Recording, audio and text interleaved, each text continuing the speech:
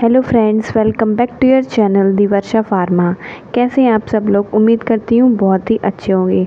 तो आज की हमारी वीडियो में हम डिस्कस करेंगे pharmaceutical chemistry D pharma first year में एक सब्जेक्ट जिसमें थर्ड यूनिट है। यूनिट 2 तक हमने कंप्लीट कर लिया है। यूनिट 3 आज हम पढ़ेंगे इनऑर्गेनिक फार्मास्यूटिकल्स के बारे में, जिसमें पहला टॉपिक है हमारा हीमेटेनिक्स। हीमेटेनिक्स क्या होता है इसके बारे में बात करेंगे। और हीमेटेनिक्स के अंदर 4 कंपाउंड आते हैं: ferrous sulphate, ferrous fumarate, ferric ammonium citrate और फेरस एस्कॉर्बेट कार्बोनिल आयरन। इन सारे कंपाउंड के बारे में हम थोड़ा थोड़ा पढ़ेंगे। तो इसमें हम लोग पढ़ रहे हैं अपने जो डिप्लोमा का सिलेबस है, आप लोग उसको पहले देखिएगा कि उसमें क्या क्या टॉपिक है। हम लोग उसी को केवल डिस्कस करेंगे और जो डिप्लोमा के अंदर पढ़ाया जाता है, जितना लिमिटेड पढ़ाया जाता है, हम उतना ही आपको बताएंगे।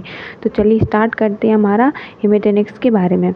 हीमेटेनिक्स क्या होता है? Haematinics are drug use to increase the level of haemoglobin in blood. हमारा जो हीमेटेनिक्स होता है वो ड्रग होती हैं जो हमारे ब्लड में आयरन की जो कमी होती है उसको पूरा करती हैं और ब्लड के लेवल को भी बढ़ा देती हैं। और use to cure anaemia due to iron deficiency. और जो एनीमिया हो जाती है, एनीमिया होती है ब्लड की कमी की वजह से। जो एनीमिया बीमारी होती है ब्लड की कमी की वजह से होती है, आयरन की डिफिशियंसी हो जाती है हमारी बॉडी में। तो उसका पूरा करने के लिए जो दवाइयों का हम यूज़ करते हैं उसको हम हीमेटेनिक्स कहते हैं। एग्जाम्पल देख लेते हैं इसके। कॉमन एग्जाम्पल क्या है आयरन की डिफिशियंसी को ओवरकम करने के लिए? Ferrous sulphate, ferrous fumarate, ferric ammonium citrate, ferrous ascorbate और कार्बोनिल आयन, ये सारे हम यूज़ करते हैं एज अ सप्लीमेंट, यूज़ करते हैं अपने ब्लड में आयरन की जो डिफिशियंसी है इसको पूरा करने के लिए।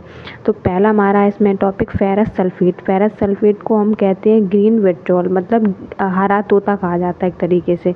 केमिकल फार्मूला इसका होता है FeSO4 7H2O, उसको एनहाइड्रस FeSO4 भी कहते हैं। ये बनाया कैसे जाता है?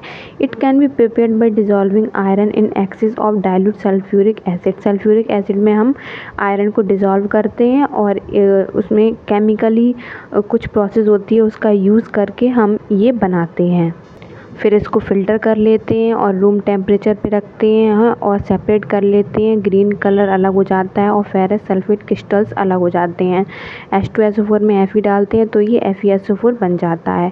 फिजिकल प्रॉपर्टी, इसका कलर ग्रीन होता है, इसमें कोई ऑर्डर नहीं होता है। टेस्ट इसका सैलाइन होता है, सॉल्युबल इन वाटर होता है। नेचर इसका एसिडिक होता है। केमिकल प्रॉपर्टी देख लेते हैं कि इसके on reacting with water in presence of oxygen, जब ये ऑक्सीजन से रिएक्ट करता है तो ये FeOH का होल ट्वाइस बनाता है। फिर जब ये KMnO4 के साथ अगर हम इसको ट्रीट करा दें FeSO4 को, तो ये K2SO4 2MnSO4 बनाता है।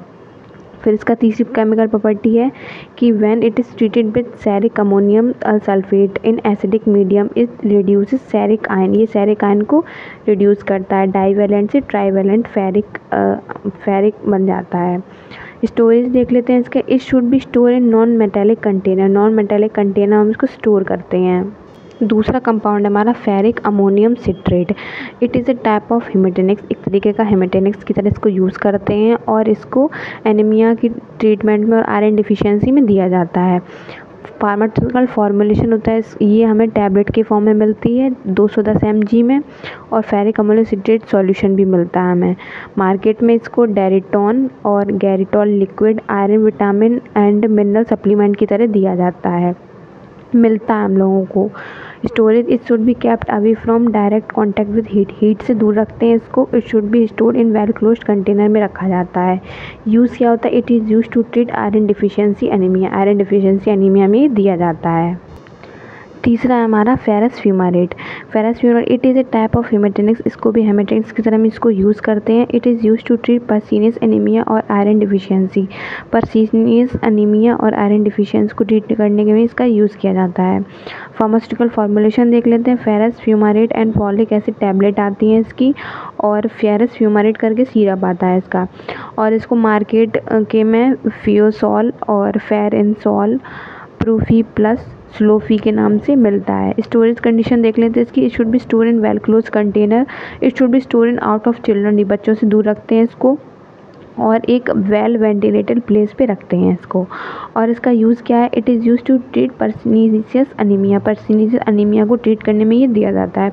तो दोस्तों इसका दूसरा यूज़ है कि it is use to treat iron deficiency anaemia, iron deficiency anaemia में इसका यूज़ किया जाता है। चौथा है हमारा ferrous ascorbate. For ferrous ascorbate को it is an iron supplement, ये आयरन सप्लीमेंट की तरह यूज़ किया जाता है। Ascorbic acid increase the absorption of iron in GIT. Ascorbic acid क्या करता है, हमारा एब्जॉर्प्शन होता है आयरन का, उसको बढ़ा देता है हमारा जीआईटी में। जीआईटी क्या होता है, हमारा जो माउथ के बाद से स्टमक तक जो रास्ता होता है उसको जीआईटी कहते हैं। फार्मास्यूटिकल फॉर्मुलेशन देख लेते हैं। फेरस एस्कॉर्बिट कैप्सूल आते हैं, फेरस एस्कॉर्बिट सिरप आता है। मार्केट प्रिपरेशन इसका है एस्कोफर कैप्सूल 275 mg में आता है।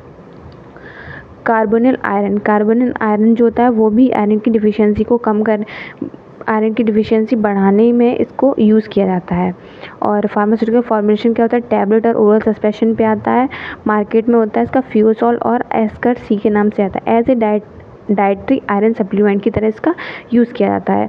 आई होप आपको वीडियो अच्छी लगी। अगर वीडियो तो प्लीज़ वीडियो को लाइक करें, कमेंट करें and subscribe to my channel. Thank you for watching this video. Take care.